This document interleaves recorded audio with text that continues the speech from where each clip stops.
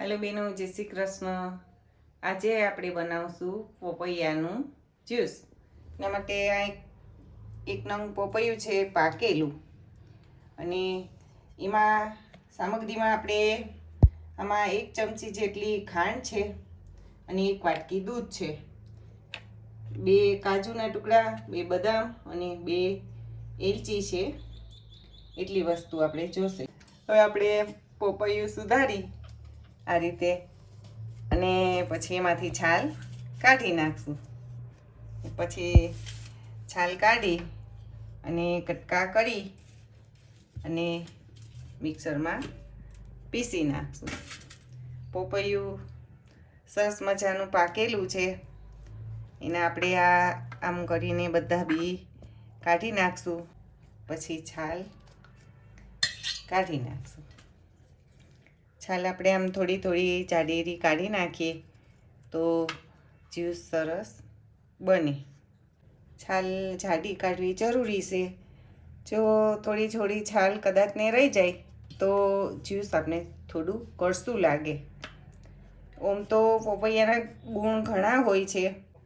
પોપૈયાના પાનના રસ કાઢીને ડેન્ગ્યુવાળાને પાતા હોય તો એના પણ ગુણ ઘણા છે, અને કાચા પોપૈયા હોય તો એના 2-3 જાતના સરસ મજાના સંભારા થાય।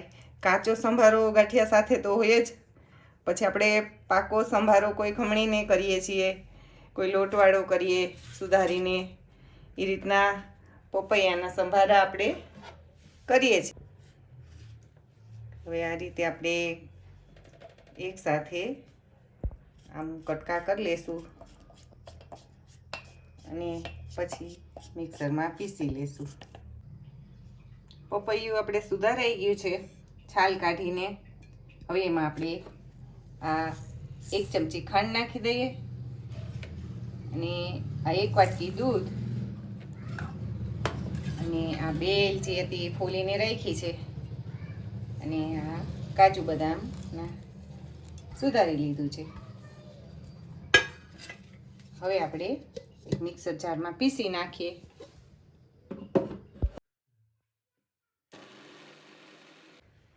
થઈ ગયું છે જ્યુસ તૈયાર।